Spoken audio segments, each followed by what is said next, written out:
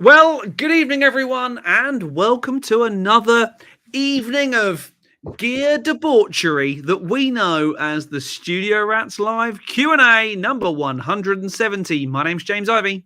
I'm Paul Drew. And you failed with your spinny roundy thing. That wasn't. I know, I crashed into the chair. Wasn't very good. Wasn't very good. So you are all very welcome along to our weekly event that is the internet. Plenty to get through, lots of updates and lots of cool stuff going on. The fact that Paul and I were actually in the same room at the same time today was, I think, a highlight. nice. It was a good day. But it starts inevitably, traditionally, with Mr. Drew. What have you been up to? So I had Simon Pigott over last week. Fun day. A couple of videos on.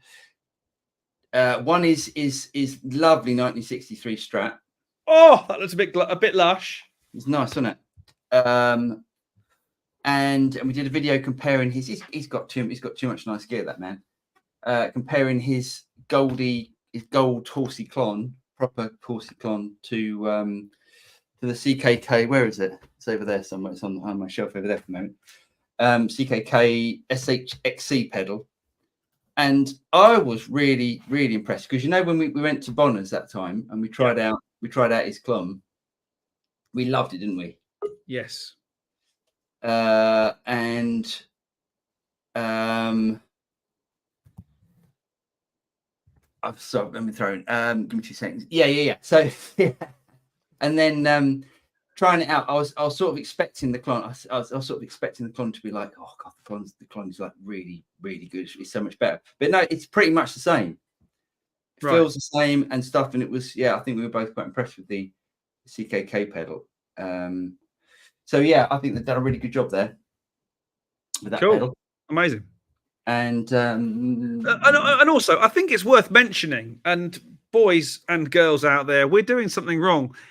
If our partners aren't buying us a 1960 whatever Stratocaster, that's like 26 grand's worth of guitar. Yes. I want to know what. Yeah, my wife needs to up her game, without a doubt. I'm just gonna. Yeah, I mean, a Terry's chocolate orange and a pair of slippers for Christmas. I ain't cutting it anymore, honey. It doesn't cut it. Right. So yes, Simon's nice guitar. He brought over a few guitars that he's got, and a bunch of pedals and stuff, and we did a little swapsy tradey thing. So he's tried out a couple of my pedals. I'm trying out a couple of his pedals and stuff. I'm trying to see if there's anything I can show you. There is actually, but I'll do that in a minute. Okay, cool. And yeah, all good. It's all good. Nice. Yeah. I can send you a message. Oh, actually, I can send you a message here, can't I? You can. Yeah. Yeah. Okay. Yeah. All good. So, what about yourself? What have you been up to? So this week, it being the start of a new month, I've got work from last month to finish off because that's planning. Yeah. Finish some bits off. Then, obviously, we've been together today for something we'll no doubt talk about shortly. Then, on Friday this week, Gregoire is over to help me continue the building of the studio. The other side of that door. So we're going to be getting messy and stuff, and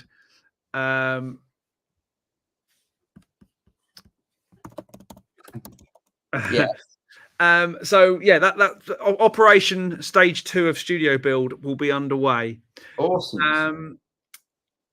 But obviously, we're concreting and stuff, which tends to be messy. So I've got to take some fairly serious precautions to make sure that door stays sealed and stuff. Nice. But yeah, and then sort of videos and stuff. I broke my own rule last week. By doing what? Well, I thought this is the internet. It's a global community. It doesn't matter what time I put a video live. Yeah. So I think I put one up at about midnight. No. What are you doing, man? You're messing up. Exactly. Schoolboy, that is. I know. Well, I know that. I've been doing this long enough to know that stuff. What are you doing? But it was like kind of. It shouldn't make a difference. It makes a massive difference. But it makes a massive difference. It makes a massive difference. 4:30, I would put mine out. It's Yeah, supposed to be 5 o'clock for us is the ideal time. 6. So yeah, that was a bit silly, but hey, I thought it was quite a good video. The world doesn't even think so. So Just needs a bit of promotion. yeah. Hey, can I give the members a shout out? Please do. Please shout out for them. Yes, yeah, because I often forget to do this, and really appreciate everyone who is a member of the YouTube channel. We've got Josh Dennison, David Brose, Mendel Rocks, Chris Groom, Max Hodges, Mandolin Dan, Bogeyman Jeff Cook, Dave McQuillan, Pet Moxie, Shep Shepherd, Rex. Oh, Rex is on there. Yep. Keith Milner, Neil Conway, Mike Scheuer, Cowbell Studios, Phil McNally, Dave Pavo, John Green, and Ruben Saragoza. Well, thank you, everyone. And Ruben's been a member for 40 months. So that is very nice. 40 months. 40 months. You get less for manslaughter. Actually, you don't. You do. But I should say thanks to all the, thanks to everyone for the support and stuff. Thank you so much. But even you being here is support. So it's good. Yes. Yes. So let's dive in. We'll get to the good stuff in a bit. But we'll dive in and get through some of these and then we'll. Oh, hold on. We both got new amps as well, didn't we? Both got new amps. We did. We did. You can show them off a bit today. Yes. Do you want to do that now or later? Let's do it. Let's do a couple of comments and then we'll stop at 8:30 and do that, I think. Yeah, cool. All right, let's do that. So, boom. Sent up a wheelchair pillow. He gets in early. Heading to Korea tomorrow. Nice. Might miss the next few TSR get-togethers. I'll try and tune in, but I'm not sure if I'll be up at 4 a.m. Maybe if I get some bad food. Cheers, guys. Oh, have a good time, mate. Yes. Is that what they call a career move? Korean move. Your jokes are just, they're really bad. Thanks. Dodgy says, good evening, rats. Sadly, I can't make this week, but I do have a queue. I fancy the plethora X5, but the lack of updates is alarming. Also, a lot of money for old-ish tech. New one on the horizon. Question mark thoughts. What's the one that I had? Was it the X? You're the X5. I did the X5. Yes. Was it the 3? What's the big one? I don't know. Hold on. I'm going to have a quick look. I can never remember. X5? Is it the X5 that I had? It was the X5. What's the big one then? They did a massive one. No, I had the X3. Yeah. The X5. No, it's great. I mean, I definitely wouldn't. I don't think it's old technology. I mean, that way you could look at Paul. Yeah. Old technology. Yeah. I was being insulted. You could look at a Hall of Fame or a. Yeah. They're all good. They all still sound good. It's no older than, say, like a Strymon Blue Sky or any of that, the Big Sky and all that sort of stuff. And they're still, everyone uses them on their board. I would not worry about that. I don't know if anything's coming out. But I really wouldn't worry about it. I mean, for a TC, aren't they? Yeah.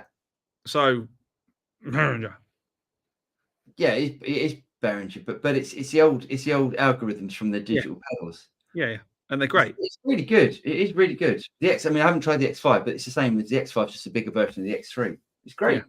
Really good. Very cool. So if you get find one for a deal. Yeah. Drill Hippie says, I have to say I couldn't be less interested in the new Fender modeling thing. Feel that Friedman is going in the right direction with the IRX. A couple of great amps and tweak your fave pedals. Yeah, I think I can't see. We'll talk about it in a minute because we've got it in the news. I know we talked about it last week, but it was only a rumor last week.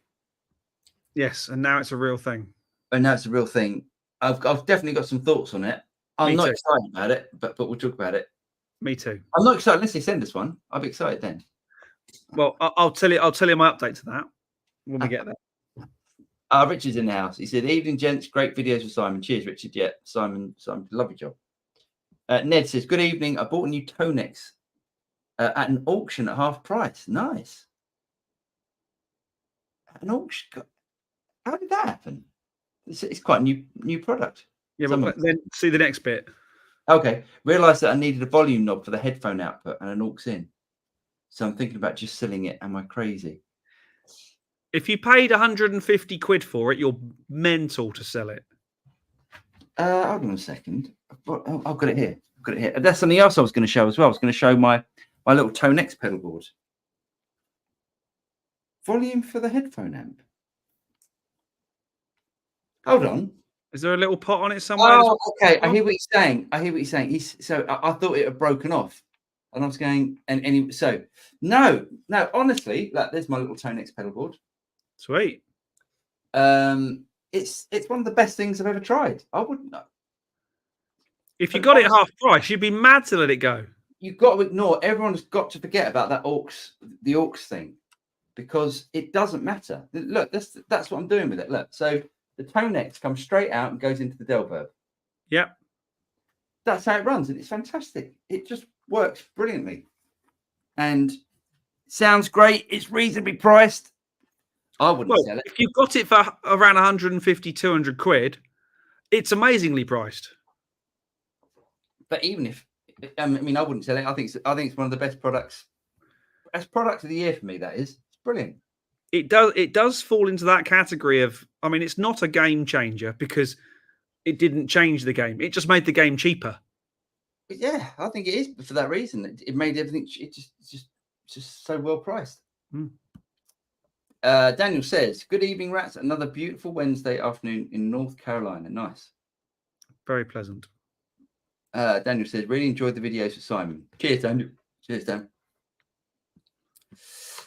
Jeff Cook. Ned says, he said, Ned, selling is a tremendous idea. I'll give you my address. So honestly, I love it. James and me are always banging on about it, but it's brilliant. Mississippi Blues, evening TSR and all, and you, mate. Funky Bass, evening rap and rap fans. I wish we were on commission from them. Yeah, that'd be nice, wouldn't it? Wouldn't it? Jeff says, good morning from a sunny Brisbane. Oh, Al's in the house. Al says, good evening, gents. Hope all is well, and to you, mate. Matt's in the house. He says, hi, everyone. Happy Wednesday, and to you, Matt. Matt from Distance Sun Studio. Go and check out his YouTube channel. Safey says, evening, Paul and James and everyone. And to you, Safey. Oh, Mark. He said, good afternoon from Clearwater in Flow Rider. Flow Rider. Dexter said, just found the channel last week. Just bought the Boss Katana Mark II RX100. Nice one. I love your videos explaining all the settings. Cheers, Dexter. Yeah, you're glad you're getting something out of it. And at this point, Fender 1960 CS. He says, thank you, mate. He says, halo, mates. Woohoo! Everyone's ready to bow down to the latest and greatest, most advanced multi-effects processor ever. I've been a little bit, I've only seen one review. I saw Leon Todd's. I watched it in the background while I was doing something else. Just had it on the background. And yeah, I thought it sounded all right. You have to be careful whose reviews you watch. Because as soon as you watch PMTs or Andertons, you have to remember one thing. Oh, yeah, that they're selling them. Yeah, but Andertons are normally pretty good at saying whether they personally like something or not. Agreed. Yeah, but you do still have to remember, at any moment, Lee Anderton's going to put his sports coat on and go, "Hi, I'm Lee Anderton."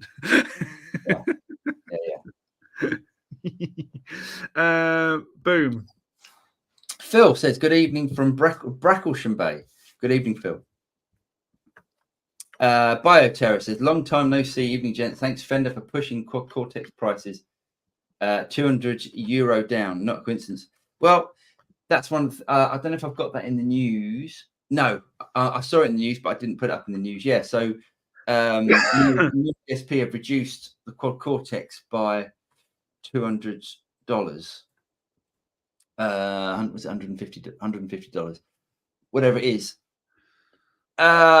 I don't think it's in line with that. I think it's a different product. I mean, at the moment, the way that I feel at the moment, and everyone knows sort of how I feel about the Quad Cortex, but I would rather have a Quad Cortex than the Fender thing. Yes. Just because. Pardon? That's without trying it. That's just on specs. Yeah. Spec stuff. Yeah. Shep Shepherd said, evening, Shep. Matt says from Distance Sun Studio, he says, Paul, I thought the 1963 Strat suited you really well. Just sounded so good. Would you ever consider buying a vintage Stratotelli? Cheers, Matt. Would No, I? he's waiting for his wife to buy him one. I would. I mean, I've told this story a few times. I had when I was 19, I worked in a music shop, and a 1962 Sunburst Strat. It was gorgeous. Came in, played really well. Not that I would have appreciated it at the time, you know, only playing 5 years or whatever, but yeah, and it came in, and I could have bought it for 1,500 quid. I could probably bought it less than that. That's what the shop was selling it for. And but the thing is, I know what I'd done. I'd have bought it, and because I was really into sort of Steve Vai and stuff at the time, and 80s rock and all that sort of stuff. You'd have pulled all those vintage pickups out, and you'd have put some EMGs in it. Yeah, I'd have put a Floyd Rose in it or something. Yeah, or I would have sold it. I'd have gone, oh, this doesn't sound like my Fernandez or whatever, you know, whatever I was playing at the time. And I would have sold it and not have appreciated it, because I did that. I had a 1962 SG with P90s. I think it was 62 with P90s, and it sounded incredible. It was an amazing guitar, and I just didn't appreciate it at the time. And that's like a guitar that I would have loved. I'd love that now. Idiot. Gibbs says, GPPD afternoon from Crosswater. It's good, isn't it? Oh, I see. Good afternoon from Crosswater and to you, mate. Why is it GPPD? Because O is next to P, isn't it? Oh, okay. Very good. Gibbs says, played with the new Freeman yet? No, they haven't sent us one. They might after this, though. Well, after this, what are we doing? Well, when I... Oh, I see. Okay, yeah. Safety says, Guitar Summit seems to be very vibrant every year. I'd like to go. Why don't we go? Why don't we go to that? I think James and I are both going to NAMM in January, and I think it's going to be a massive flop. I think the opposite, but we are notorious for disagreeing about everything. Well, James, yes, I'm notoriously glass half empty. You're like the glass is like the glass. Look, it's nearly full. Look. My glass is overflowing, mate, and always is. Yeah, Guitar Summit. I heard back from people who I know who went and said it was a really good show. It's a silent show as well. It's a silent show, as in modelers and cans and stuff, and load boxes and headphones and stuff. Oh, that's my idea of heaven for a guitar show. It does, yeah. NAMM gets a little bit.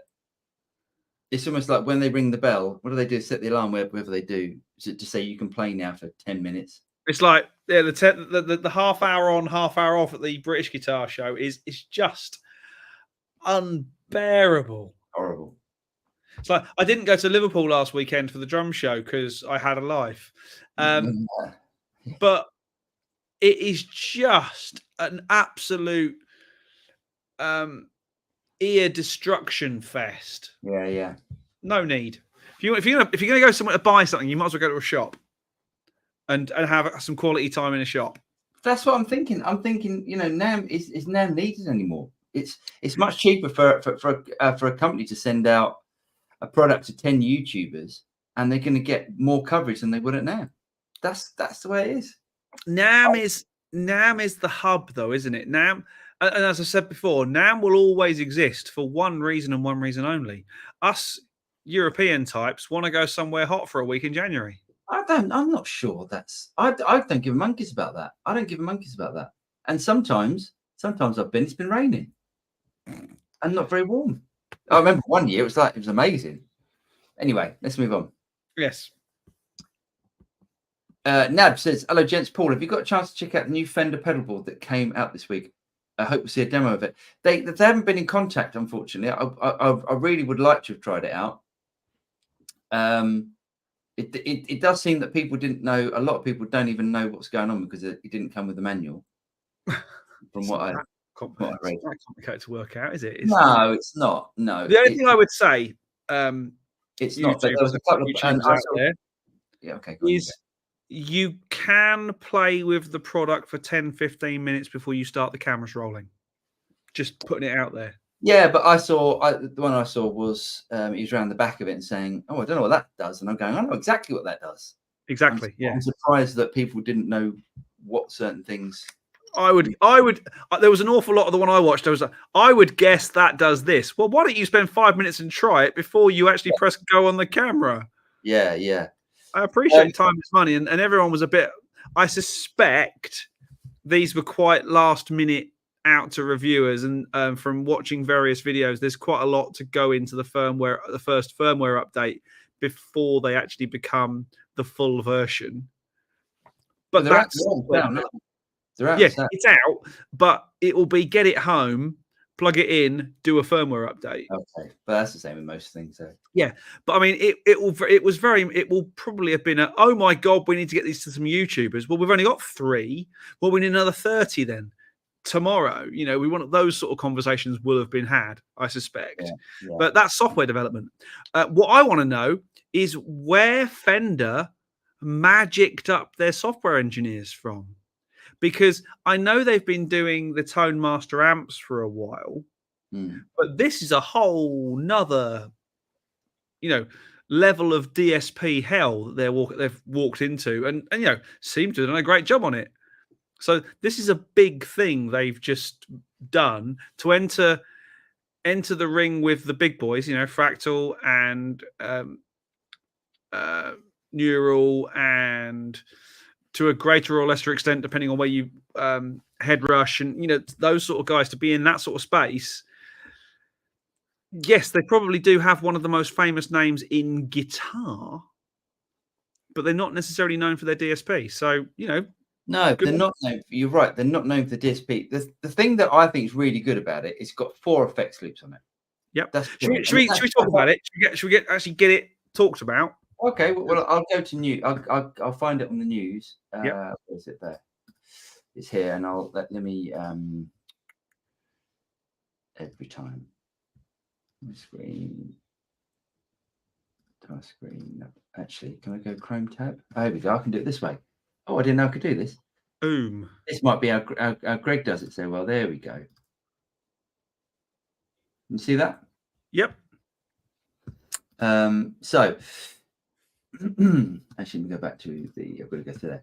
Yeah. So there it is.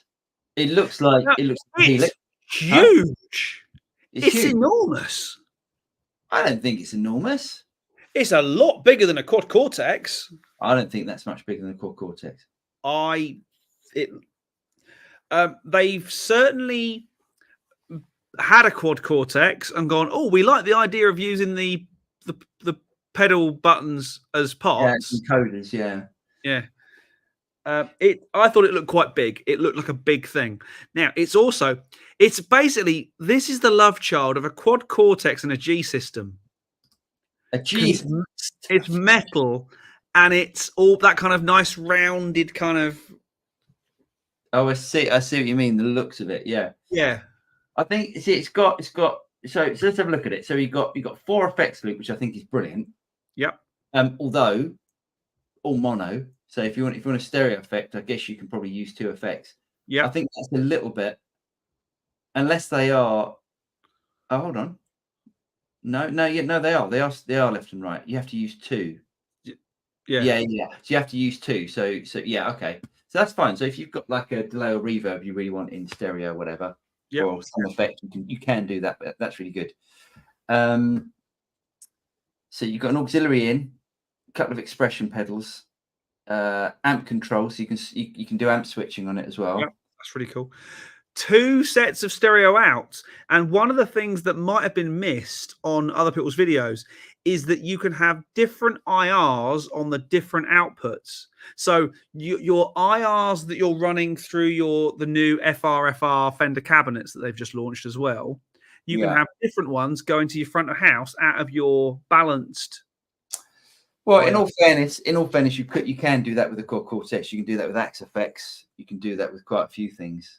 But for on a floorboardy type thing, I thought that was quite cool to be able to say, right, we're going to have different configuration to this, to that. Was quite cool. I thought that looked quite cool. So I think that's a big thing. I think that's a really big thing, as in the physical unit. No, I don't think it's any bigger than. I mean, I think it's. I mean, I'm guessing, but it's probably 30 centimeters by 25 centimeters. That's, you know, it looked at 30 by 20, something like that. I don't think it's that big. I reckon it's like that. Okay. Well, so I thought it looked bigger than that, but hey. Yeah, and they've got these 2 new FRFR cabs that are quite reasonably priced, I think. Mm-hmm. But it's 1,700. It's 1,700 quid, isn't it? That's the problem. That's the problem, because it's too expensive. Because it's not. Oh, that's annoying me. See that bit there? Oh, that annoys me. That's doing my OCD. That lead there needed to be over the top for the photo. Yeah. Yeah. So it's it's wrong. They're pricing it too high. That's if they price that at £1,000. Mm-hmm. If they pricing it as, you know, sort of Helix sort of price, and I know Helix can be a little bit more than that, but that sort of price. But they're pricing it too high. They're pricing it at, I mean, 1,900 euro. And the thing that it doesn't do, yeah, there is no capture facility in it. No. So where Fender are adamant that they're saying it's a modeler, it's not an amp capture device. I'm just trying to see how much an FM9 is, a fractal FM9. Now FM9 doesn't do capture either. No, I know, but it's haven't got a capture platform, have they? Sure, but that's the leading. Okay, look, here we go. Let's switch over to that. Share screen. I'll just do this. It's much easier, much quicker. Let me do that. There we go. So FM9. Yep. 1699. Yeah. That's the pro. That is the pro option. Mm-hmm. Right. So if you want to go and get, it seems to me like if you're a pro, if you're like a touring musician, yeah, you go and get an FM9. If you're a pub musician or a function band musician, still a pro, but you get my meaning. Yeah. You know, you might think about going to get the Fender, but it's the same price. Yeah. And there's no comparison. So I think they price it way too high. Yeah, I mean, you know, it looks like it's built like a brick outhouse, which is a good thing. But again, I don't think this is going to be something that's going to appear on big tours. No, it won't. And my eternal problem with all these sort of full board mounted modular-y things, your whole amp at your feet, is what happens when a pint goes over it in a bar. Exactly, yeah. It's not. It's too much. It's too much, and it's not enough. They should have. Why didn't they put capture in it? What's that about? If they'd have done that, I'd have gone, okay, well maybe it's that sort of price. But it's the same price as a Quad Cortex now, because Neuro have lowered the price. Yeah, Neuro have got, you know, okay, there's problems with the Quad Cortex, but you can capture on it. You can go like, you know, there's the sound of the amp. I'm in the studio. There's the sound of the amp. That's what I've recorded the album with. Let's capture that sound so I can take that exact sound out live, as opposed to having to fudge a sound. Yeah, it's not right. Anyway, Fender, if you want to send us one. Well, it turns out, and here's the irony, that the chap from Fender who's in the Andertons video, Max Gutnick, he's a buddy. I used to work with him at Avid. Great. Well, I'd love to be proved wrong. I'd love to be proved wrong. I'd love to turn up and go, wow, this actually sounds better than my X effects. Yep. And if it does, then fab. The cool thing he did say that a Quad Cortex is called a Quad Cortex because it has a quad arm processor in it. Yeah. The Fender has an 8-core processor in it. Okay. So it should be more powerful. I mean, the screen, I will say this, they've got the aesthetics bang on. It looks really easy to drive. It looks really cool. The graphics look great. The screen looks really fast. And you know, there's nothing worse than in a demo going, touchscreen, bloody touchscreen. Right. And there wasn't a lot of that going on, which is great. So, hey, Fender, if you want to send us one, we'll say what we think about it. Does it? It doesn't seem like it. I mean, it doesn't. It just feels It's like a weird Fender product. It's a weird Fender product. It's the first foray into this sort of unit, and it's just they're pricing it. They're pricing it at people that are not going to buy it. I don't think it's going to. I don't think it'll fly. But I'd love to be proven wrong. Yes. Boom. Let's go that one because. Let me just clear up my. There we go. Jim says, "Did you guys see the new Fender Tone Master Pro board? There are many videos of it on YouTube, but for the price, Fender should have included amp. There we go. Yeah, exactly indeed. Jim. Aristotle says Fender's model result of stacking QC and Helix are the same frame. I mean, Helix is old technology now. It's really old tech.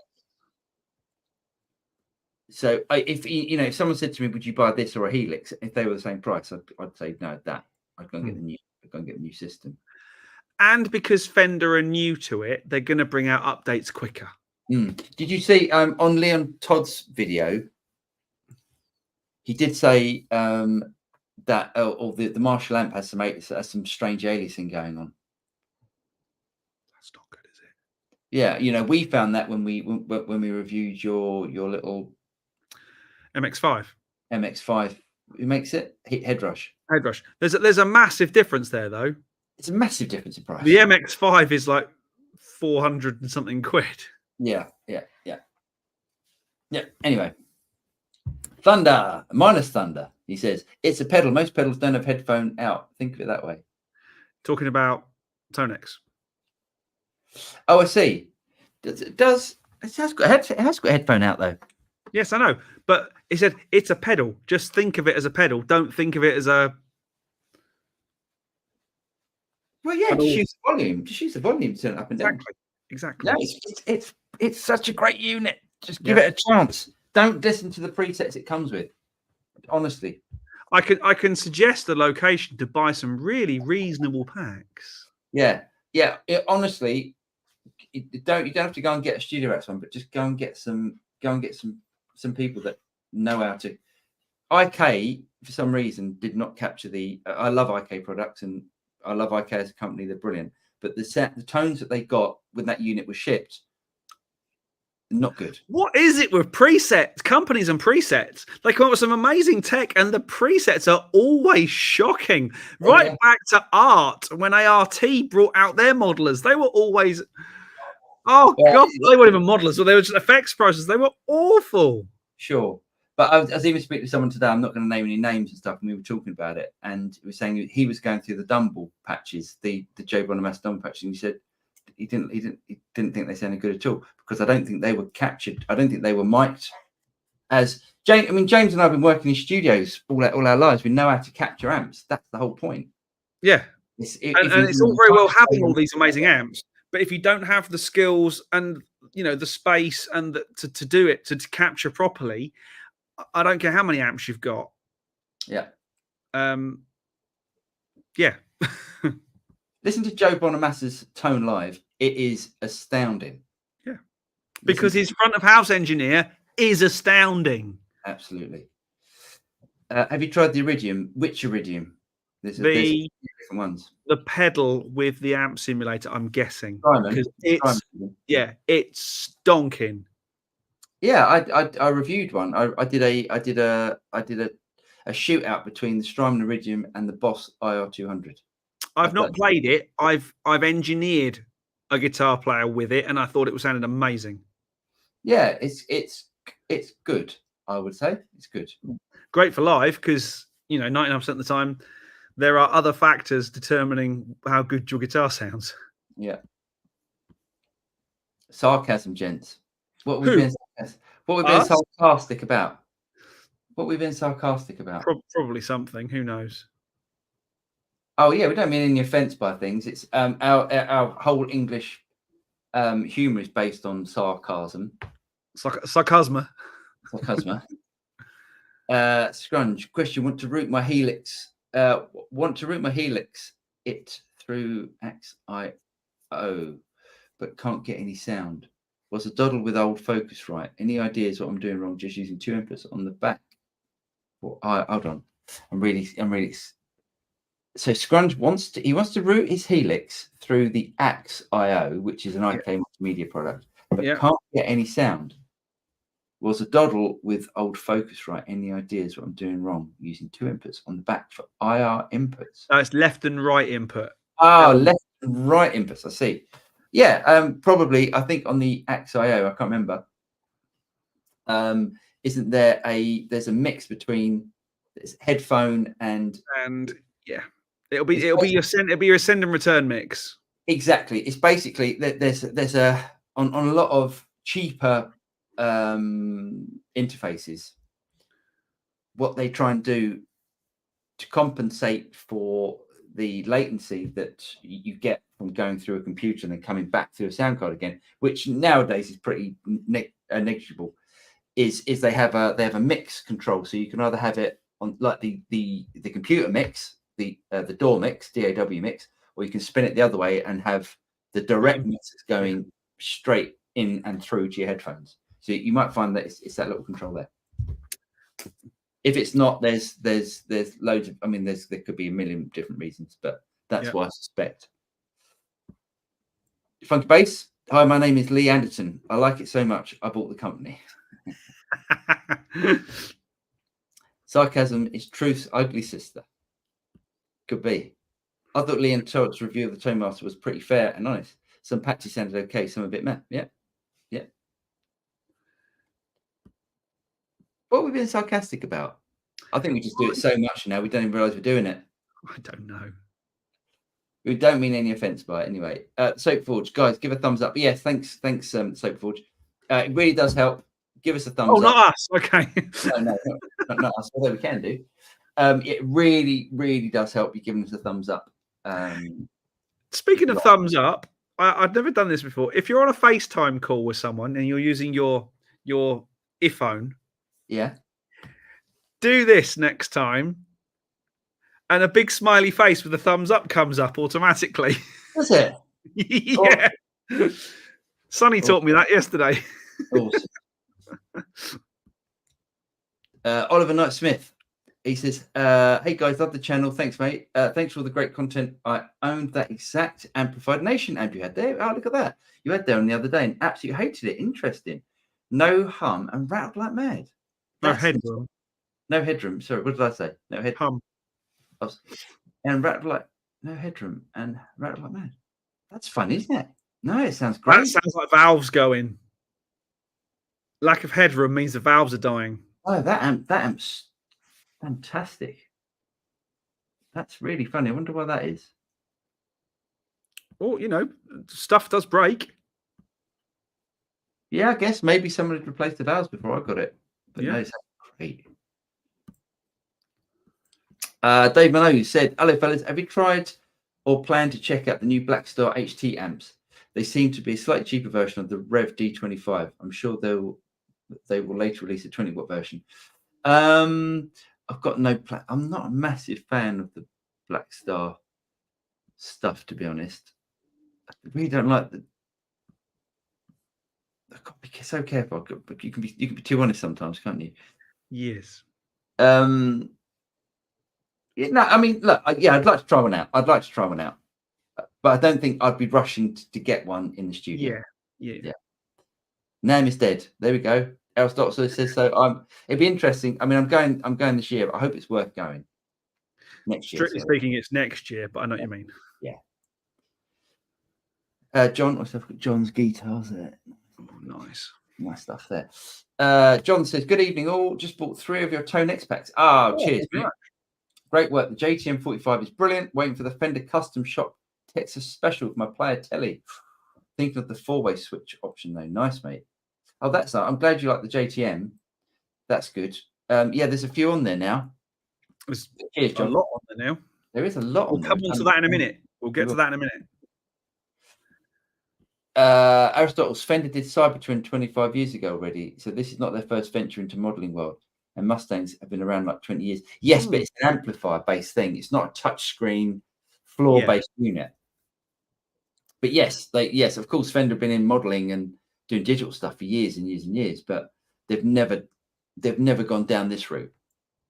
They've never stepped away from being a guitar or an amp based thing, or the occasional pedal or whatever. Sure. Mississippi Blues. Any thoughts on the Boss Katana Air as a practice amp? Was there a new release with the Boss Of all people who should know? Yeah. No. I've got some other stuff. There's some new stuff coming out, which is really exciting. But no, I wasn't involved in that. So I did see some videos. It was very sort of low key release, if it was. But yeah, great. Why not? I mean, yes, it's a great little amp. Michael says, probably great effects, but at what price? Maybe price. Yeah, at what price? Yeah. Well, Fender aren't known for their effects, are they? I wonder who. And again, this is speculation and guesstimation rather than fact. I wonder who they've pinched or employed. Without doubt. Who's got massive amounts of experience, or who they've partnered with. There are companies out there who do DSP for hire. There are plenty of well-known DSP companies that you will all have heard of who make plugins and stuff, whose engineers are for hire.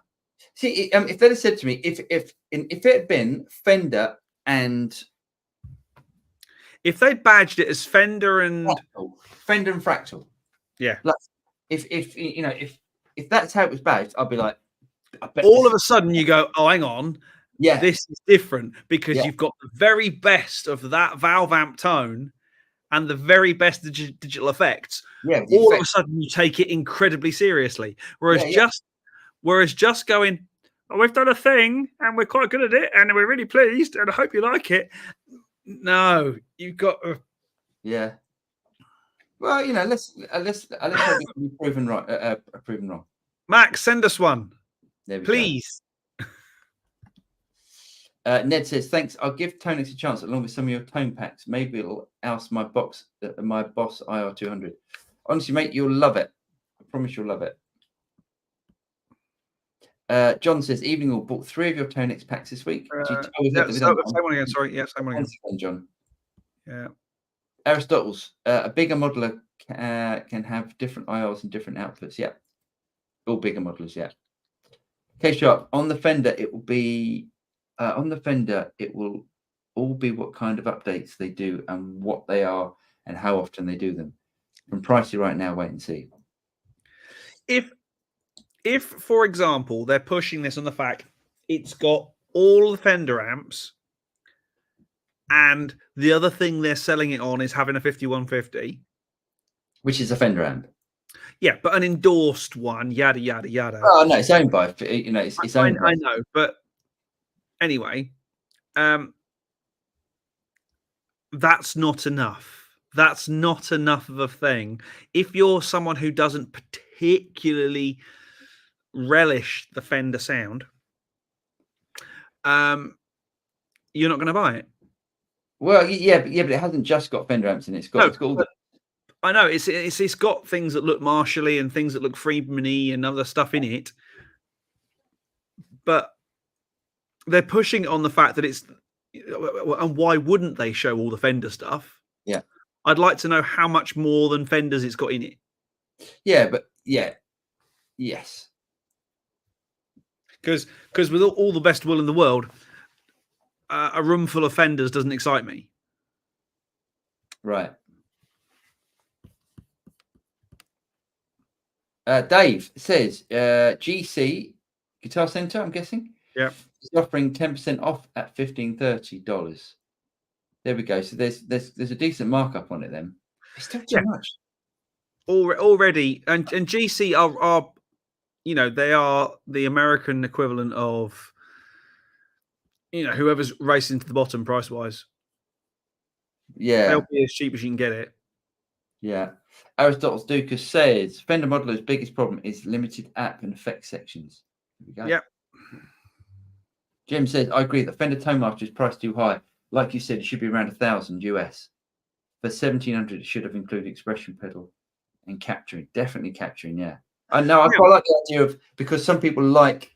I think if you have an expression pedal on a unit, say the expression pedal breaks, you can't do anything about it.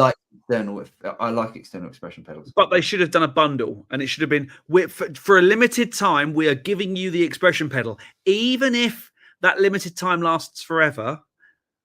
Other than the 1 day a year that it has to that mission pedal has a value, but it's not the value that you would pay for it if you go and bought one. No. The thing that sparks my curiosity about this thing, and obviously we're going to cover this when we get one, Max, is that, again, Max says in the Anderson's video that they're using 4 of the DSP chips just for reverb and delay. Right. Now, to me, reverb and delay is really, really important, because a crappy, horrible sound delay or reverb is nasty. Well, there's no excuse for that now. You don't get. No, there isn't. But if they're using four chips, or 4 processors for that, then you'd hope the effects are going to sound amazing. Yeah. And again, who knows? They might have teamed up with Fractal, but surely they'd be shouting about it if they were, or maybe they're not allowed to. No, I don't think they would. I really don't think they would, because Fractal probably don't want to. Fractal want their own product. Yeah. Who knows? Thomas says Fender recently tried to predominantly make money off their brand name. It's a pure offering fanboys, and that's the thing at the moment. Like, Fender are discounting stuff like bonkers at the moment. You know, you look at a shop, and it's gonna be more and more and more. They're dropping the price of guitars because there's a massive stock, isn't there? Wasn't there something that Fender had? Is it $600 million of product returned? Yeah, or something. It was something crazy like that. It all depends on your distribution and your dealership model. Yeah. Jen says, sorry, Jens, I guess. Sorry, excuse me, Jens. Hi, can you capture the sound with Quad Cortex with the delay and reverb setting? No, you can't, unfortunately. That's yeah, no. I mean, I can't imagine how a product would do that. Oh, and no offense to you or I, mate, I can't imagine how the maths on the capturing. No. Let alone doing all that stuff as well. It's rocket science for people who are very smart and understand code and stuff that we don't understand. It's incredible though. If you think, like, when Kemper came out, that's that was witchcraft. Like, how does it do that? How does it capture that? Amazing. But likewise, when Isotope brought out the ambience match and the mix match features, so you could play in a track and it will match the EQ output of that track to your track. That's really and when it's good now. At the beginning, it was a bit Mickey Mouse Pony, but it's really good now. All the AI and the machine learning and the cleverness that's going on in the background, very smart. Bioterra says, then again, Headrush made capturing pedal device, and it's not as good as QC and Kemper. Kind of good that Fender did not go that way. But the Headrush board, the new Headrush Prime, is not as expensive as this. Nothing like that. Is massive. That is like, I mean, it's stupid me showing you on camera, but it's like, hello. Yeah, no, it's massive. It's absolutely huge. Richard says those new Fender FR cabs would be very popular, I think. Yeah. I, for one, crave the look of a real amp behind me when I gig in the Helix. Yeah. Yes. Yeah. Amen to that. Yeah. I thought they were an amp to start with. I thought they were an amp with, like a Blues Junior with a. Or sorry, what's the one with the amp? It's the Deluxe, isn't it? Yeah. Well, you mean the Hot Rod Deluxe? That's what it looks like to me. It's that sort of shape. That's what I meant. Yeah. K Sharp says, in its defense, it does have a beautiful user interface. Functionality is top notch. Yes. It does look great. I totally agree. Does look good. Jim says, I agree that the Tone Master is priced too high, like you said, and should be around 1,000. Yeah, we've had that one already. Yeah. Some tubes coming in. Mike says, Hotone and Pyro Mini any good? I didn't like it. I didn't have a lot of good things to say about that, to be honest. Hotone. K-Shot waiting for John Cordy's review of it. He said it arrives today. Oh, nice one. He's bought one. Good man. Yeah, he'll give a good honest review about that. Mm-hmm. Yeah. Aristotle says Helix is still constantly upgraded after all these years. It has even a couple of biggest upgrades in the last year. Yeah, that's a great thing about Helix. It's true. Line 6 are really on it with updates, and they really improve it. Same as Kemper. It's old tech, and it's and they're still updating that. It's brilliant. Both of those units really good bang for buck. If you'd have bought it all that time ago. JV's Hangout. So what kills ToneX is the preloaded captures. Yeah.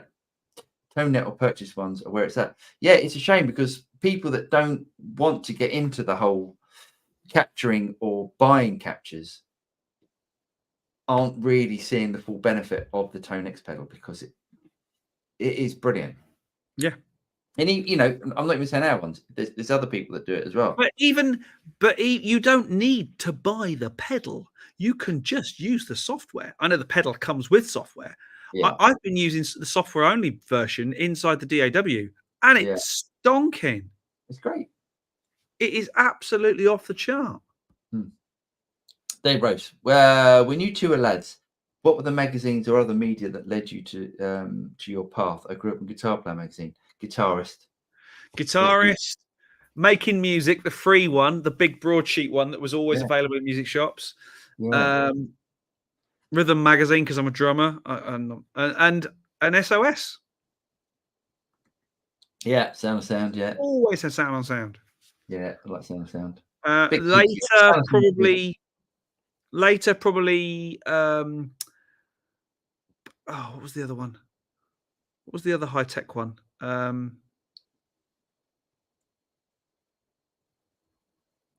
Forgotten. Must have been that much of a. Don't worry about it. SOS. Yeah, for me it was Sound. Fender 1960 Castle Shop says K-Shop 10 confirmed pics of it already. It has arrived. Nice one. Very cool. Tapiokading. I'm highly impressed by the Hotone Mojo Attack Mini amp. Been using it more than my tube amps recently. Marshall's and stuff. Nice. Nice one. Yeah, sometimes plugging in those little amps, those little modeling amps and stuff, they're a lot of fun. And you get an instant gratification from it, which I think we'll talk about in a minute. Hotone. Sorry, stop that. Or Hot One. I don't know. Is it Hot One? Hot One. Ian says, Paul, you said you can capture the sound in the studio with the Cortex, as you can't capture modulation effects with the Kemper. Can you with the Cortex? No. You can't capture. Or you can capture a rig. Yeah. So you can get, if you want to capture, reverb's slightly different. If you think of reverb as in room sound, you can capture that.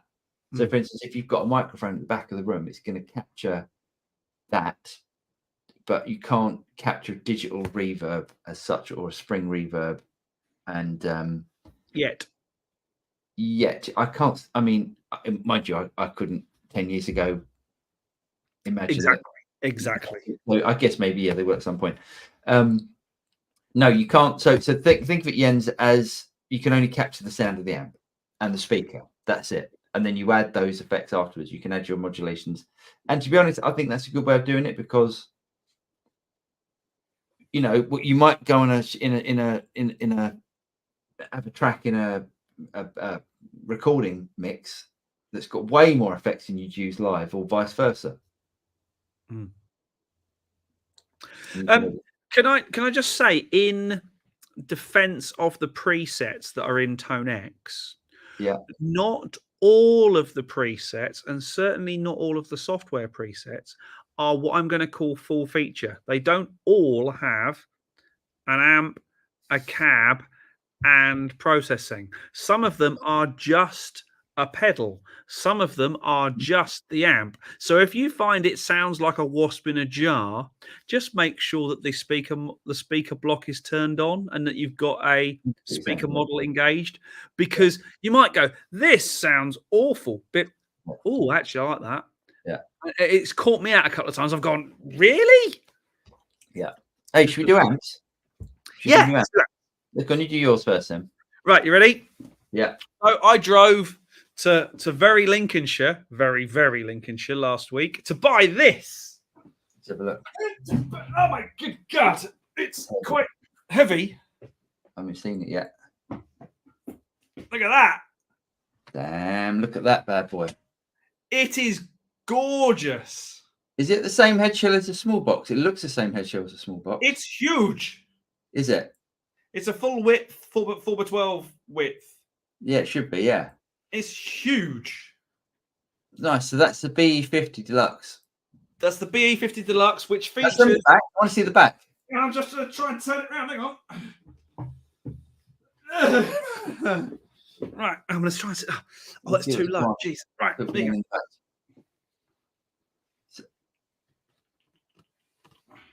it's got some business on the back. It has. Great. It's got 3 gain structures in it, low, medium, and high. Yeah. For the second channel, and I love them all. They're all awesome. Yeah, it should be. I mean, really nice amp.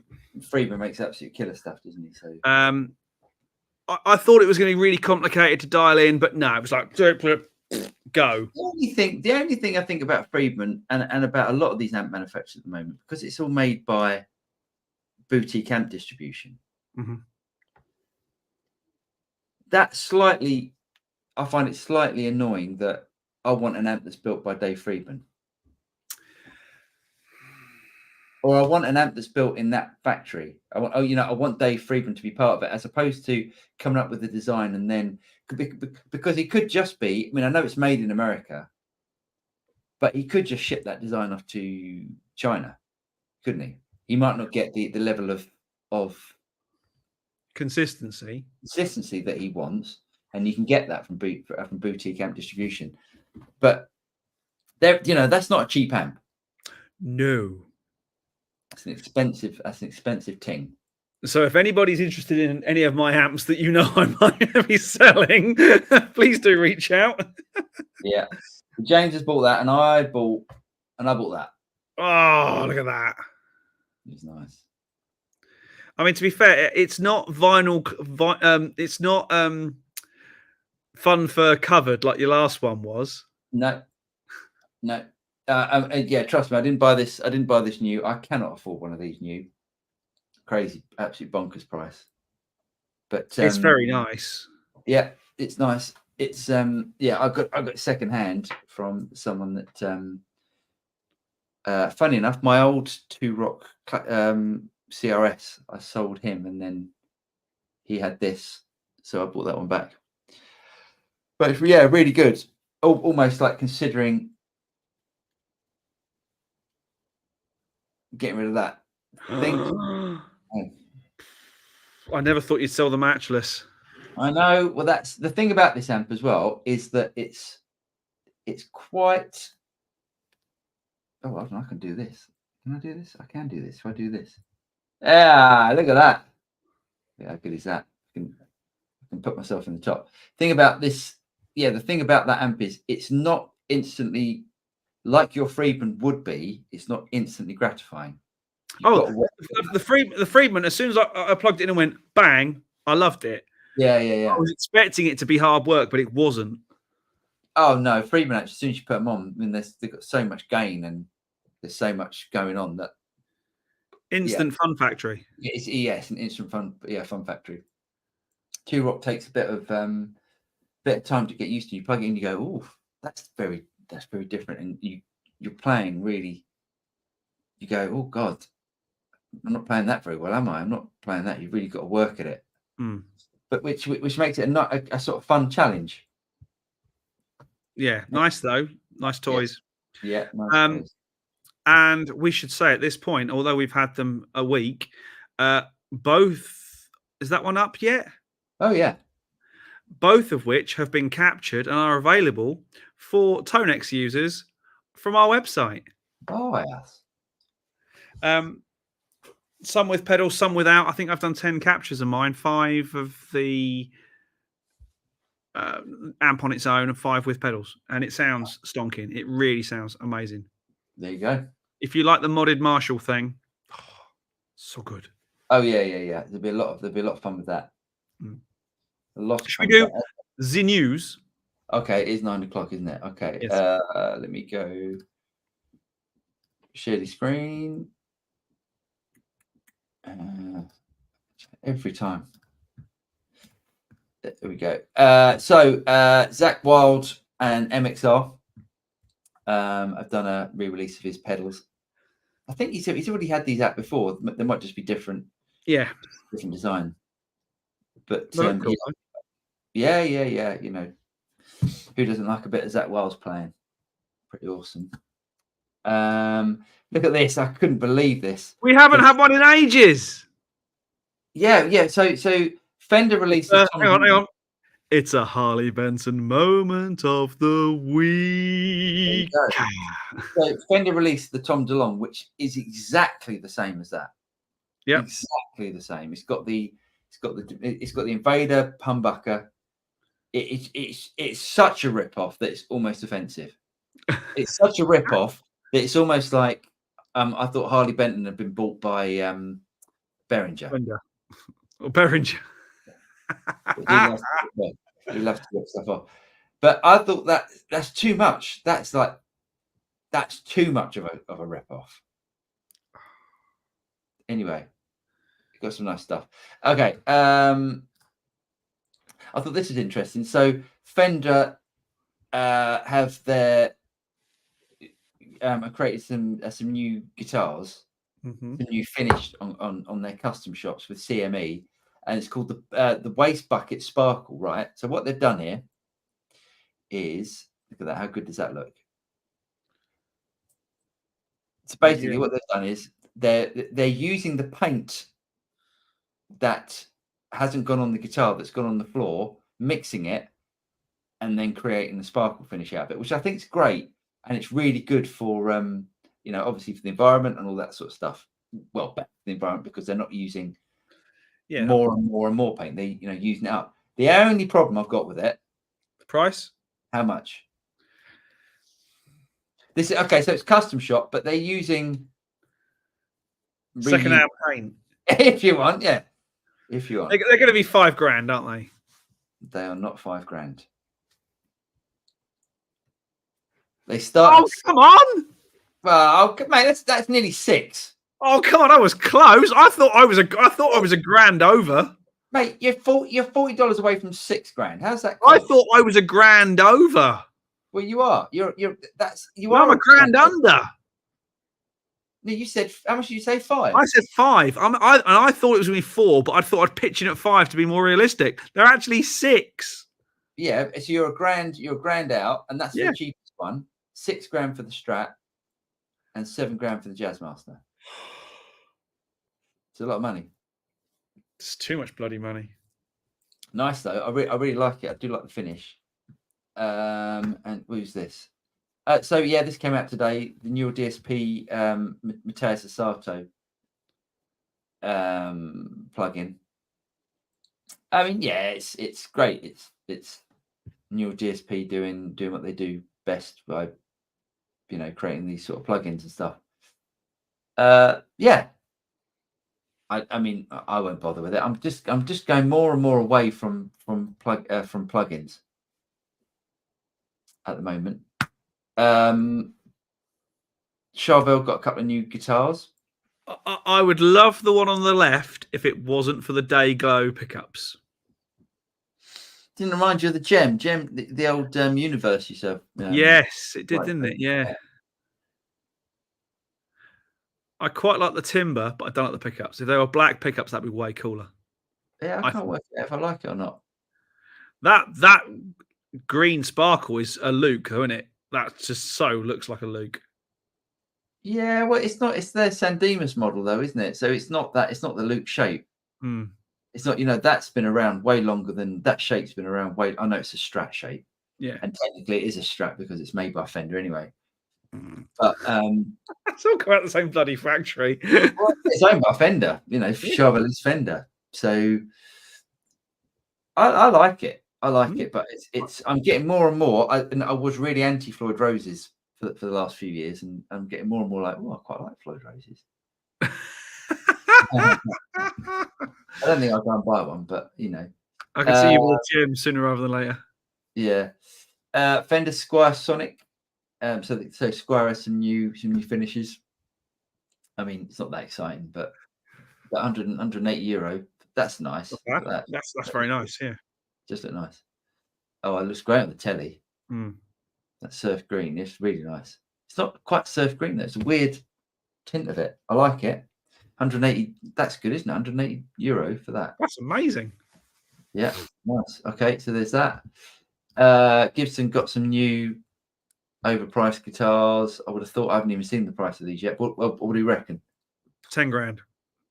Well, they look a little bit like the ones they released a few years back with the I've forgotten the word. Carina. Thank you. Well done. I don't think these are Carina. They look like mahogany, but I think Carina is a type of mahogany, but it's not actually. It is, yeah. 10 grand. 10 grand. I reckon 7. Let's have a look. No, look at that. Well, I can't see because it's very, very small. Oh, sorry. Okay. Okay, 3. Well just done. shy of 3. Well done, Gibson. If you like that sort of thing, I mean, it's not my sort of thing, but I like the Explorer. Yeah, you would. You're wrong. When are you going to sell that Explorer of yours? Oh, no, that's been a long time in the acquiring, that guitar. That needs to go, that thing. So that's No, wrong. You're wrong. Yeah, and lastly, the Fender Tone modeler, which we've done. Yep. We're done. So we're out. We're out. News done. Boom. Boom. Get some love in. Yeah. Oh, cheers, Jens. Thanks, mate. Nick Torres says the new Mateo Sato Neural DSP plugin sounds really good. Yeah, cool. I mean, he's demoing it, so it's going to sound good, isn't it? Because he's just extraordinary. Yes. Fender 1960 CS said, I have nothing bad to say about the new Fender modeler. All the videos I've seen so far sound fine, and it looks like a modeler. Yeah. JV's Hangout. Have you guys got to try the new Friedman? Everyone asks. We've got to get one of these because everyone asks about this. But the IRX, from videos I've heard, it sounds simply amazing. Just curious what you guys think. I think it'd be a good video to compare it against your BE. Yes, yeah. Where can we get one from? Don't know. Got to buy one. Fender Tone Master made in China. That's an interesting question. I don't know. Possibly. I would have thought so, if I'm honest. It's a lot of money for something that's made in China. Don't think it makes much difference these days. That's where it's made. That's where it's made. Scrunch says, I've just bought PRS 594 SE and I'm well impressed, but now wonder if they will cease S2 line as it's so close. Well impressed. They might do. I think the S2. No, I don't think they will. I think the S2 is quite a big seller for them. Probably not as big as the SE range. Yeah. What they want, you know, PRS want you to buy an SE, then they want you to buy an S2, then they want you to buy a CE, then they want you to buy the core line, and then they want you to go and buy a whatever it's called, 10 top. Yeah, the 10 top, and then after the 10 top, they want you to go and get the Is it Wood Library? Is that what they call it? Wood Library, that sort of stuff, exactly. Peter says it'll be $999 for Christmas and $699 by February. Yeah, probably. I've got a feeling you might be right. Curtis Chavez says, if only this Tone Master Pro signals Fender's willingness to continue to support and provide timely updates for their digital products. Good point. Because this is the thing. Just because they've taken on a DSP programming team and a product team to do this new thing, they also are stepping into a world of pain when it comes to support. Yeah. Because because digital products are very support heavy. Yeah, but Fender, it isn't as though they haven't got the money to deal with that sort of stuff. No, but it's not just, oh, let's release a product. Here we go. Mm. You need to have all that stuff in place day one. Sure. And if you haven't, it's going to destroy your PR and cred. Yeah. That's from someone who has worked in that industry a lot. Mm-hmm. Evan Wall says EVH is Fender. Yes, it is. Yes.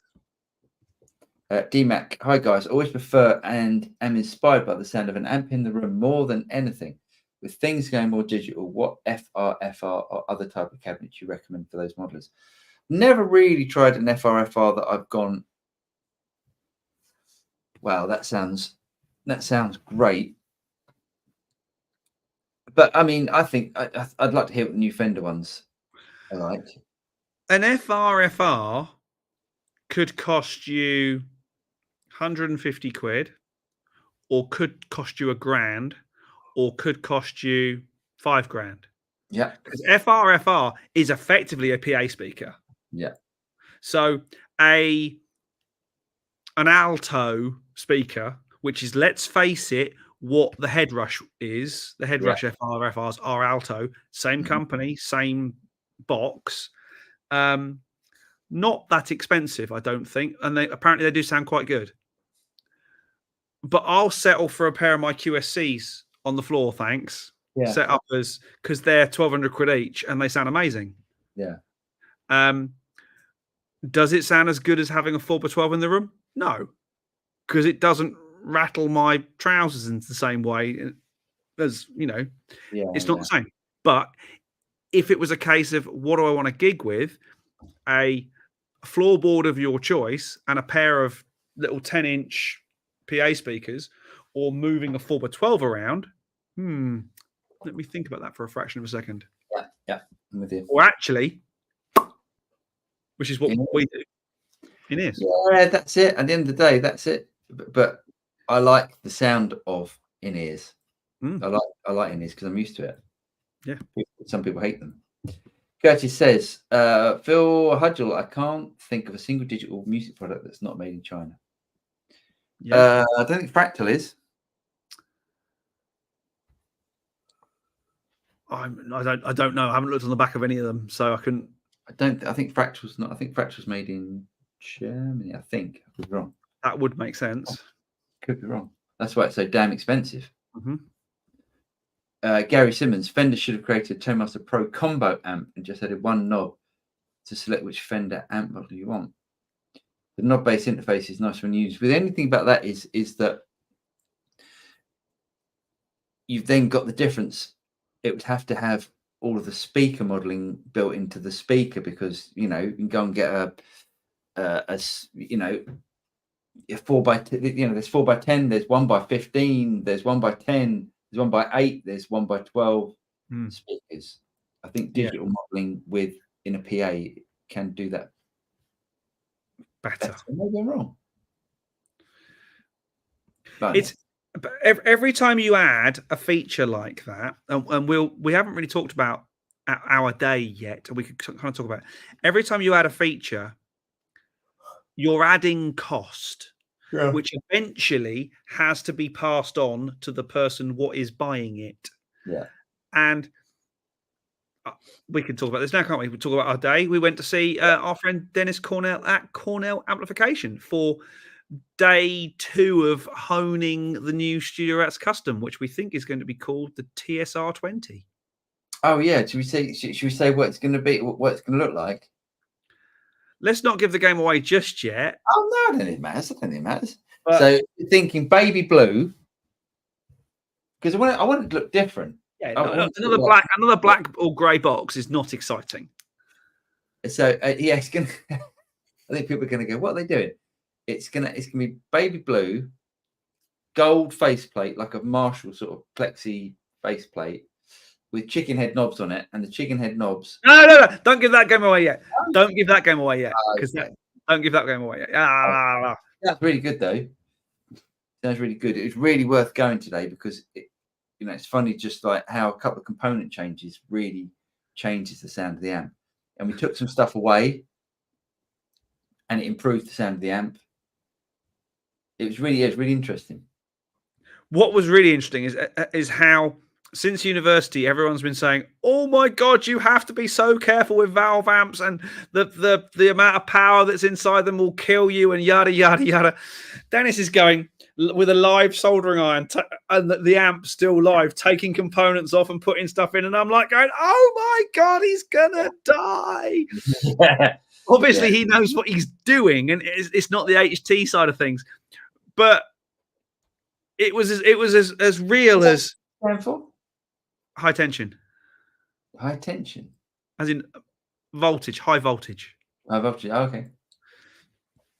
Literally a component, dropping it onto the two terminals, taking it off again, dropping it on, taking it off again. It was bizarre.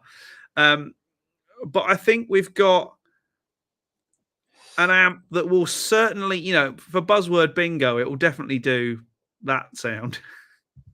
Buzzword bingo. Yeah. Clean on the verge of breakup. Oh, I see. But so much more than that. It's sounding really cool, and it feels really cool as well. Yeah, it does feel like it's really good, actually. I mean, it feels like my Matchless. It now sounds like the Matchless, which I'm really pleased. I'm really pleased about. It's actually got more bottom end than the Matchless, which I'm really pleased about. It's properly epic. It sounds amazing. Yeah. And it's simple, really simple to use. Mm-hmm. Yeah. So, more on that soon. Mm. We are in talks with American distribution, so it won't be a major hassle to get one over to our friends to the other side of the pond. I wonder if you get it built by boutique amp distribution. Oh, I'm jumping way ahead of things here. Yeah. I think if we wanted to sell 10,000, if we were hoping to sell 10,000, we might. But okay, I hear what you're saying. Yeah, no, you're right. At the moment, it's going to be a contact us for sales. That's the way we're going to do it, I think. It's because we're going to be able to sell them a lot cheaper than yes. We go through stores, it's going to be horrific. If we sell them direct, it should be good. And the price that we think is going to be for what it's going to be, the price will be very, I think very reasonable for what it will do. Reasonable. And so, it's going to sound it's matchless quality without the price tag. Hopefully, yes. It's point to point, hand wide, lovely. He does do a lovely job. Jens Mayer says, "See, that's what I mean. Same as Kemper." Yeah, price wise. I don't know. I don't know what Jens means. Okay. I think that was what we were referring to. I think. Okay, great. Jens also says, "So you can't capture your tone in the studio completely." Yes, you can't. No, you can't. You can't just go, here is my signal chain, capture, and there is your tone inside ToneX or inside Kemper or inside whatever. It doesn't work. I wouldn't want it to do that. I mean, that's the thing. But then you can plug, if you're talking about pedals and stuff, you're plugging into it, then you can plug those pedals into the Kemper and get that tone from it. Yes, you can capture the amp settings and the amp tone at that point in time. You can't, and with a certain amount of tweakability, but you can't capture your entire rig. Modulation and delay effects and reverbs haven't been capturable yet as part of the capture process. I know you can capture IRs. Yeah, reverbs are capturable. Yes. With IR technology. Yes. So you should, but not at the same time. Not at the same time. Interesting. Okay, next. Bioterra says about Fender's price and Helix. We have to remember that Helix floor costs €1,600, just like this new Fender. Fender touchscreen, more DSP and everything. PS, do you remember Vox Tone Lab SE? I do remember Vox Tone Lab. But Vox Tone Lab fell on its arse because it was an amp manufactured trying to do an effects unit. This is what I'm worried about. Elite Line 6, that's what they do. They're brilliant at that. Amp Room was around a really long time. Probably before they got 25 years ago, Amp Room. Yeah. Probably more than that. Yeah. on the Yeah, first so, Pro Tools yeah. new bus systems. Yeah. Line 6, you know, really know what they're doing, and they've really owned that. And they've upped their game every time. You know, let's not pretend now that a Helix sounds anything like Amp Room did. Fortunately. Thank gosh. Yeah. Michael says, if these expensive boxes, Kemper, etc., have enough horsepower to be updated, they can go the Windows XP route. May still running solid. Yeah. Yen says, sorry, we had that already. No worries, mate. Yeah. Gary says, hey fella, good day everyone. I'm interested in Les Paul, but trying to find the balance between price and quality. Where is the cusp on getting a nice Les Paul but not breaking the bank? You just got to try it out loads and loads and loads, because you'll go and try a Gibson custom shop and you might hate it. You can go and try exactly the same model.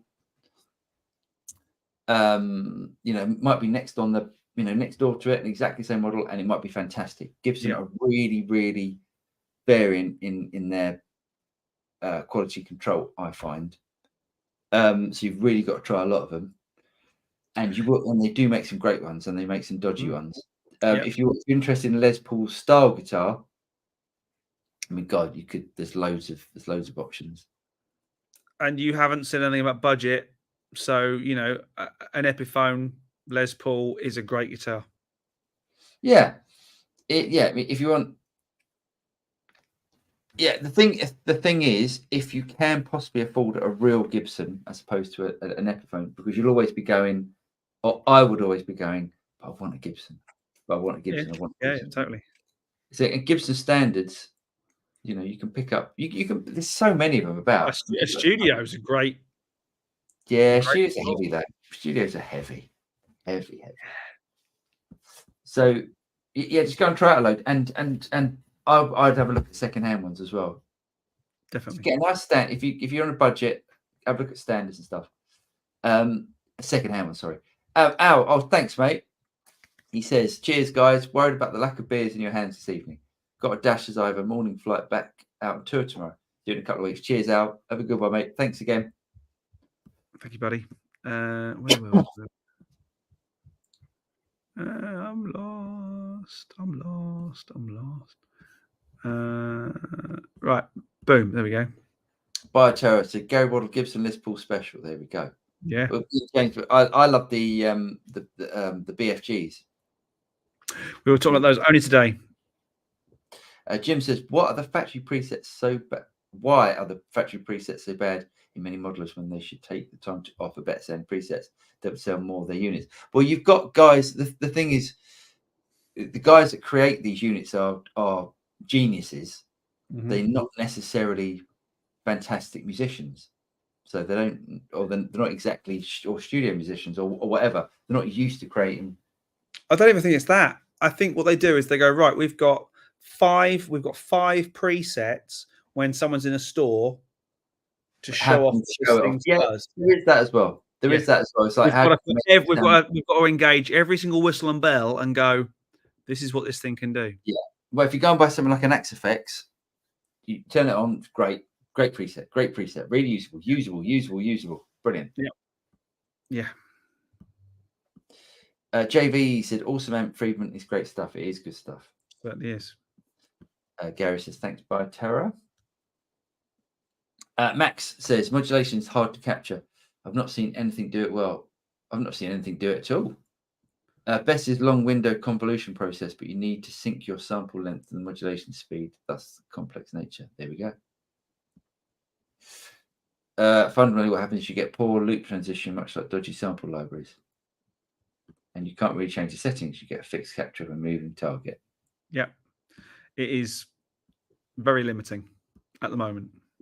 Curtis says, anyone else gassing for the new Friedman preamp? Everyone wants that. I think I've got to get one because everyone's going mad. Why hasn't Lee got one? Where is Lee? For God's sake, Lee. Yeah, Lee, you should go and buy one and then bring it over. Yeah. Middle Rock, some great new amps there, fellas. That 2-rock shell does fit very pleasing on top of the matches. It does. It does fit quite nicely. Yeah, very similar size, actually. A little bit smaller, a little bit taller, but very similar sort of. You almost wonder if they're all made in the same factory. K Shop says, Boterra, a Salone, a Vox, Tone Bessie, as long as the surfboard Has 2 expression pedals. Never had updates. Yeah. And to me, they played on the Vox look, and Fender haven't done that with their modeler, at least with Tone Master Pro.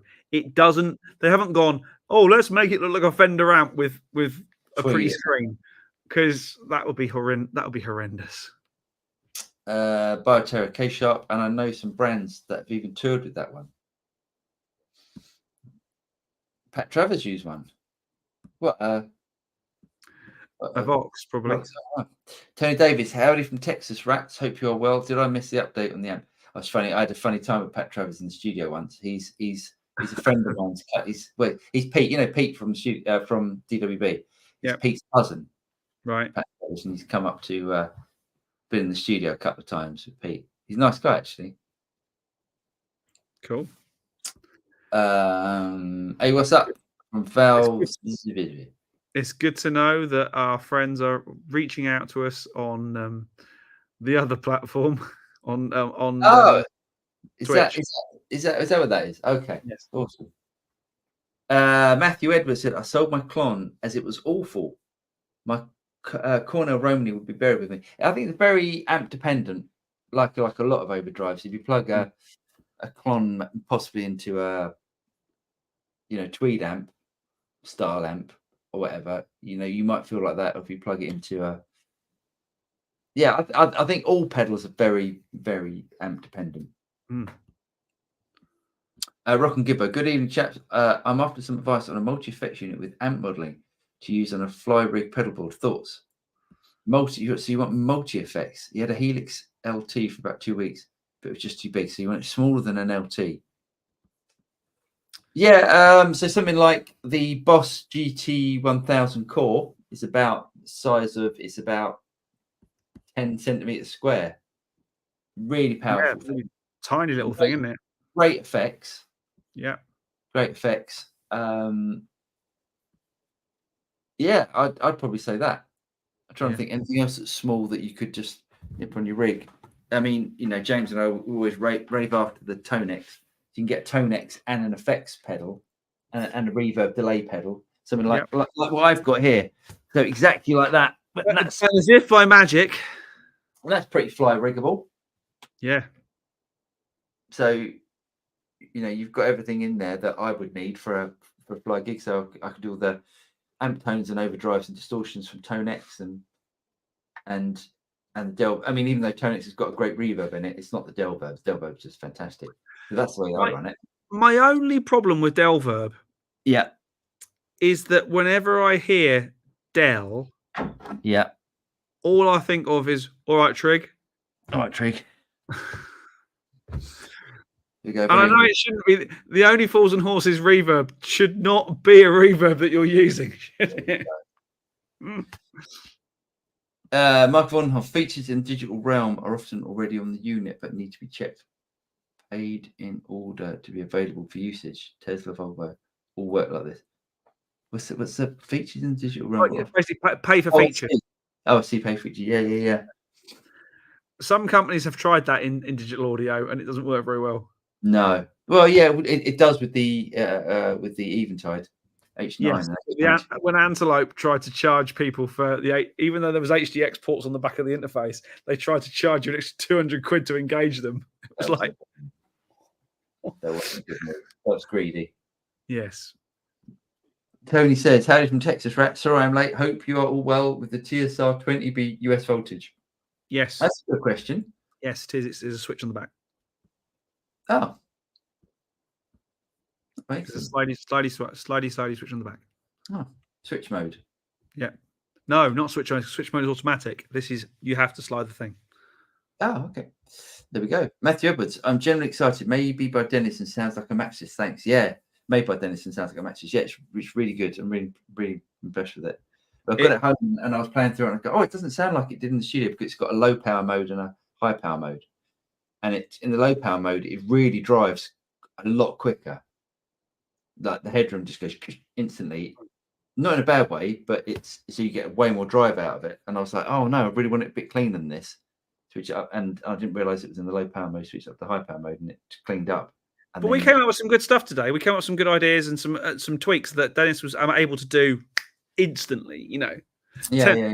a cup of tea and a biscuit later, and you know, this has gone, that's been added, and you'd have whinged about it not it being gluten free or something, probably. Probably, yeah.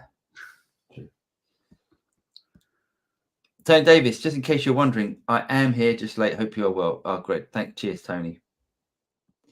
Mendel, he says 2024 launch for the TSR20. No, I think we could probably get it out before that. In the shops for Christmas. Yeah. I know. I think it'd be out before then. It's because it's not like we're waiting for production. It is going to be a order it, we get one made for you. We're not going to have stock. We physically can't afford to have stock. Yeah, there might be a waiting list. But hopefully, because Dennis and his team can turn amps around pretty quick, and to be fair, it's not an overly complicated amp. It's not like we're building something horrifically in depth. No, it's one channel. It's basically the clean channel from my match list. It's the clean channel. It drives. Yeah. But it's basically one channel from the match list, and the match list is quite a simple. What's it got on it? I mean, the clean channel on my match list basically has volume and tone, cut and master. That's exactly what it's got, actually. Yeah. That's basically exactly what was hilarious was, you know how people say, "Oh, valves don't make a difference. It's all the same. They all do the same thing. Valves don't make a difference." At one point, we pulled one valve out, put another one in, on which our faces imploded. Like, it was like, oh yeah, but that's the difference. So it's the difference between a 12X7 and an ECC83. But some matches and bad cat amps have a switch to switch it into the ECC83 mode, which has more drive. Yeah, but it wasn't a pleasant. It didn't sound like a nice drive. No, it ruined the character of the amp. I thought. Yeah, we both we went, put it back. Yen says, yes, got it. I tried to capture my beloved Zoom, and it's the effects that make all the difference. By the way, have you seen the Freeman IRX? It has knobs. I missed that from Modlers. There we go. I mean, I think the IRX is a good shout. Mark Doolan's old Squires are rather nice, man. Picked up an 89 recently. Made my neck feel solid. Yeah, those old Squires are really good. We had one at school, and I wish I could have nicked it. That's my first guitar. It was probably was about an 89. No, 87 maybe. Fret shot to pieces, but apparently so was Steve-Ray Vaughan and co. Pet. He is. He's in now. He says, "Even gents, late to the party. New drinking game. Do a shot every time Drew and Ivy disagree." You'll be slaughtered by the end of the show. No, you wouldn't. Yes, you would. Ned says, "I missed parts of last week. Did you talk about the new UA Ox Stomp?" We did. We did talk about it. Yeah, we did. And we spent time dissing other people's videos. Cheers, mates. Go and see the Rival Sons while they're in the UK. There we go. Don't know much about the Rival Sons. I'll check it out. John McGuigan says, "Good to hear the TSR amp is progressing well. Will it have a 1 watt mode or similar for home use? And are you planning a matching cab option?" So yes. It does. This is a beautiful thing. It doesn't need a 1 watt mode because it sounds really good. Now, Dennis was, again, for those of you who didn't or haven't watched it, why not? God damn it! Go back and watch part 1 of the interview we did with Dennis when we were over at his place last time. It's a bit lengthy, and part 2 will be coming out. I might do it tomorrow. If I don't do it depends how long the 2 rock video is going to do. Right. Seems to do. If I can't do that tomorrow, I will do the Dennis. Yeah, part 2. But Dennis again was saying some stuff today.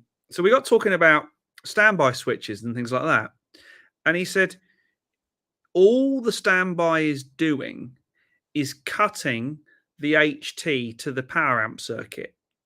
Basically, it's cutting off the power amp circuit. It's not turning the amp down or making it a lighter load on your electricity. I assumed it killed the valves off, turned things off, let things cool down. it doesn't. Oh no, I knew it didn't do that. But also, what I also didn't realize is as soon as you turn the amp on and the valves get hot, that thing is drawing the current it's going to draw.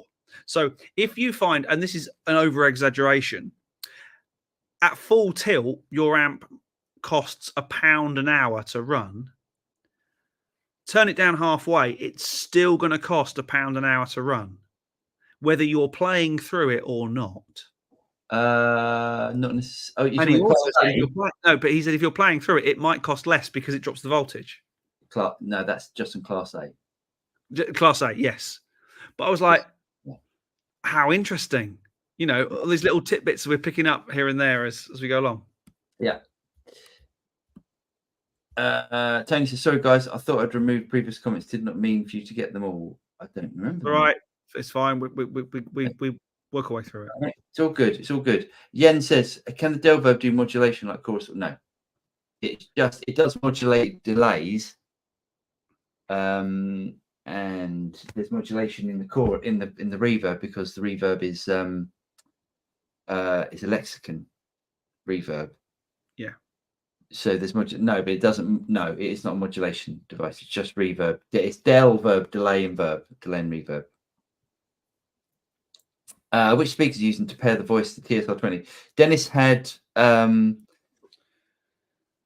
Tuba 12 vintage 30 we were using at one point, and then we had a Womba 12 vintage 30, and then we had a Tuba 10, which was. Didn't try the 2x10. We didn't try the 2x10, and I've got greenbacks. I've got Maxis greenbacks in my Maxis cab. Nice. So yes, I mean my choice would be if you want to. I mean, obviously choose the speaker of your choice, whatever. But my choice would be a greenback with that. Nice. Jeff says, how many pounds or dollars do you expect the TSR20 to cost? Well, should we tell him? I think we can discuss this. Let's throw it in there. So it's going to be £1,500. It may be a little more in the States, depending on shipping and how we work it out. Honestly, I don't know. We don't know anything about distribution yet until we've had that conversation. But it's a hand-wired, point-to-point, hand-wired amplifier made by Dennis. So it's quite a special thing. And I think that's really reasonable for what it is. Yeah. And there is no way, there's not an awful lot of fat on them bones, if you know what I mean. No, there's not. No, there's not. It's not big. This is not a money-making exercise. It's a thing that we wanted to do, and it's fun. And yes, there's a little bit of a vanity project in there somewhere, but I think it's exactly what it is. Ned says Rival Sons are a good blues rock band that are not too modern and not just nostalgic, classic. Great vocalists. Go see them live. You won't regret it. Nice. Great. Martin says got the Freeman preamp IRX last week. Not 100% happy. Oh, interesting. It's good, but not very versatile sound wise. Yeah. Prefer my ToneX pedal for my Malmsteen sounds. Plexi captures. Interesting. Interesting. DMAC, Ned, totally agree on Rival Sons. There we go. Well, there we go. And on a gig recommendation, we've got to the end of the questions and comments. Thank you ever so much for joining us, everyone. It's been a joy, as it always is on a Wednesday evening. Give us a like. Give us a like because it really does help. As I always say, if you enjoyed it, give us a like. If you didn't enjoy it, you don't have to. Yeah, please like, subscribe, do all that sort of stuff. It really makes a difference. And if you think it doesn't, just do it anyway because it helps. I'll be heading over to Paul's next week at some point, so we're going to get together and make some more videos and talk rubbish. And anyone who's playing the drinking game of how many times did James and Paul disagree in a video, then you'll be getting absolutely smashed as well. Loads of that. But we will see you next week for more of the same. But for now, have a great week and a weekend, everyone. Take care. And from myself and from him, it's good night. Cheers, guys. Bye-bye.